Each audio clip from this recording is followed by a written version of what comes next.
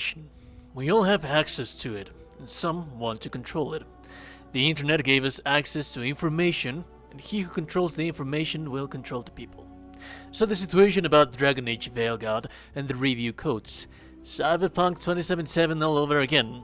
I would like to address something that has been very critical about this discussion, and it's the fact that as of the writing and making of this video, Dragon Age the Veilguard is sitting at 84 positive review score from Metacritic. And all of the major outlets that did receive a review code note as well that a lot of these reviews that come from, you guessed it, IGN, Eurogamer, Game Rant are calling this to be the Game of the Year contender, or the Game of the Year in itself, or the best Dragon Age in the whole franchise. So a lot of folk are using this as extra excuse to call Veilguard a good game and continue the pre-order, which it may just very well be the case. We might even be, this could be the best RPG ever made. But we will not know for sure until actual opinions that may come together after the game's launch. And that's either Bioware or EA's fault, because they were the ones that sowed the seed of doubt by skipping review codes on people. Now, while scrolling online, I have seen quite a lot of comments calling out these reviewers and YouTubers that are standing out against this kind of practice, saying things like, why should they get review codes in the first place? What makes them so special? Why should they be granted access to the game before than me? Or a very common comment that I've seen both on social media and YouTube videos. Why are you letting yourself be influenced by their opinion? Have your own opinion, play the game for yourself, and if you do not like the game, then you just don't have to play the game. Well, you see, that's the issue. It is not as simple as that. There is a lot of folk out there that those $60 mean having food on the table for the next week, and perhaps they are much of a Dragon Age fan as you and me, and they want to have access to the game on day one, so that they wouldn't have to wait 1 year until they get it on a sale, or play a very spoiled game. Because that's the thing, a week after launch the internet is going to be full of spoilers and you won't be able to control that as much as you want to. Which is why reviewers are so very important. So, James, we already have reviewers, the major outlets and magazines that did receive codes, and they are claiming for this to be an outstanding game, meaning I can go ahead and keep my pre-order of the game and buy it day one.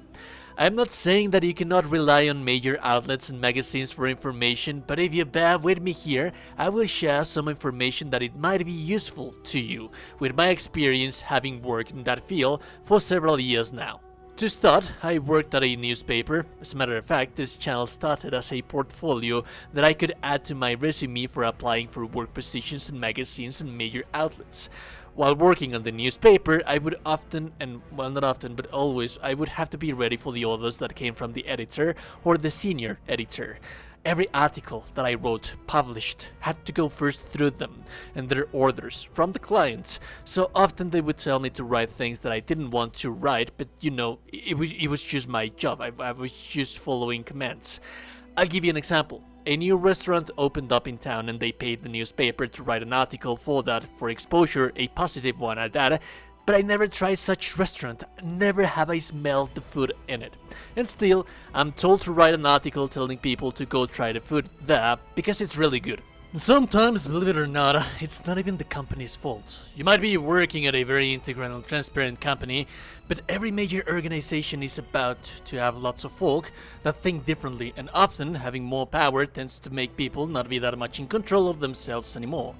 I would like to ask you, watching this video, having this conversation with me, how many times at work have you felt that your co-worker has more privileges than you because they're friends with the floor manager? Even when the hierarchies are not aware of that because you barely have any contact with them. They have more important things to do than to be talking with you. Yeah, and you often wouldn't like to speak out about this because it's a gamble, right? So you don't want to have your job on the table. So oftentimes I would even say that these editors were paid directly by the client and I was being told by them that they said so up above. But how could I know? Would I be able to have given that allegation to the real bosses and risk my job at the company because it was not true? Or maybe it was, but it was still just a gamble, dude. That's the adult world for you. Now going back to the matter at hand, in this small corner in the internet, no one can pay me to give information to you that I do not want to give you, because no one is my boss in here. I can post whatever the hell that I want to post in here, and that's a double-edged blade. Because yes, I could also be paid to give you information that they tell me to give you because they are giving me money. So now let me give you a little bit of an insight on how game reviewing works. Because even while being small, I have been paid to review games, as well as given early access review code to cover games. I'll break it down to you into 3 slopes. 1, for example, they give you a in-game item, maybe a battle pass or something, as a sign of goodwill for you to try the game, and maybe you'll show it to your audience, but there is no contract in between you and them.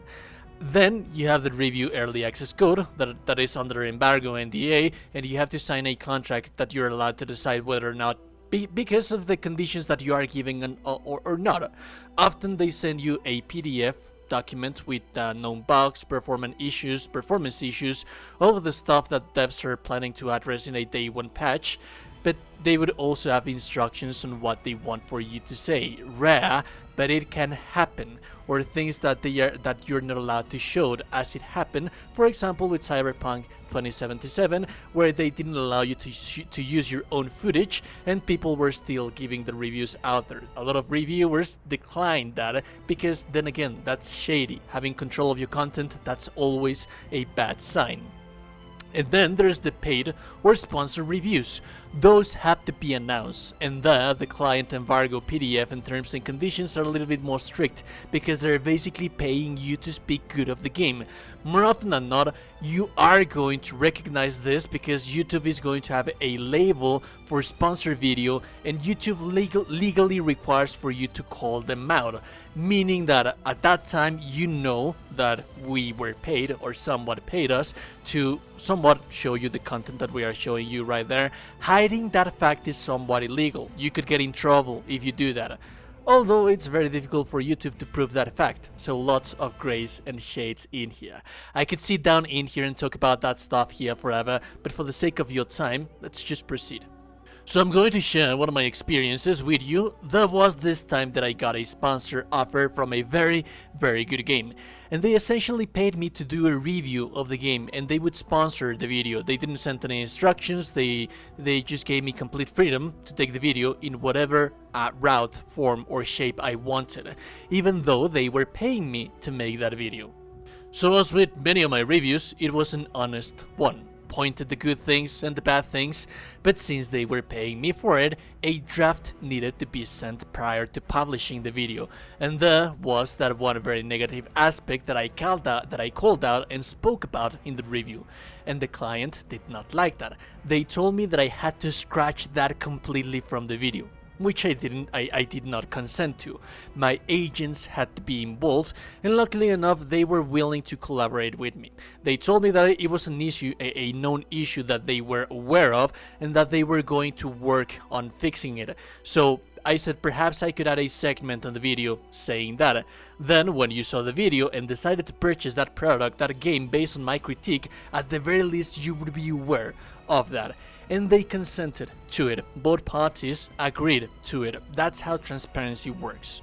Remember what I told you about having worked in the newspaper? If that had been the case, if I was still at that newspaper and the editor would have told me to scratch that part from the article or from the video, I wouldn't have any say on it. Which is why reviewers, YouTubers, independent critics should still be very much an important part of every media. Yes, they can also be paid out, and they can decide whether they take money from clients to speak marvels of stuff that they probably are not marvels, but it's also a space where no one can buy you out without your consent, and you, the viewers, you guys, to some extent, you guys have a bond with us. Your time, which is the most precious thing that you can give to us, you know who it is that respects your time, and you have a preference because you rely somewhat on someone throughout their career. You feel that they are integral and that their opinions are always going to be their own and not the boss company telling them so. Which again, there may be very good and transparent companies doing transparent work with information, no one denies that. but it's easier to try to know one person, to read one individual, than to try to read and try to guess the whole company practices. What either Bioware or EA is doing in here is trying to control information. This may very well be one of the greatest games ever, and even the best Dragon Age ever, but a lot of people are purchasing it already, and I can at least promise you that much, that whether if it sounds conspiracy-like to you or not, a lot of folk wait on those review scores to make the final decision to spend those 60 hard-earned dollars. But that's not favorable to the consumer at all. And I also think that never gathering information, doing research, listening to reviews is letting yourself be influenced by others. I think that you're always doing the smart thing by getting information, by researching before buying something. And like I said, whenever someone is trying to control that information that you're trying to gather before purchasing something, it's a huge red flag, dude. Like I said at the beginning of the video, information is privilege. And trying to control it in your favor, well, I'll leave that up to your conclusion. Anyways, if you like the content, a like and a video is super appreciated. No one's told you today you're a gorgeous and beautiful person. You are indeed a gorgeous and beautiful person. Subscribe to the channel, join the Discord. Have a beautiful day, goodbye.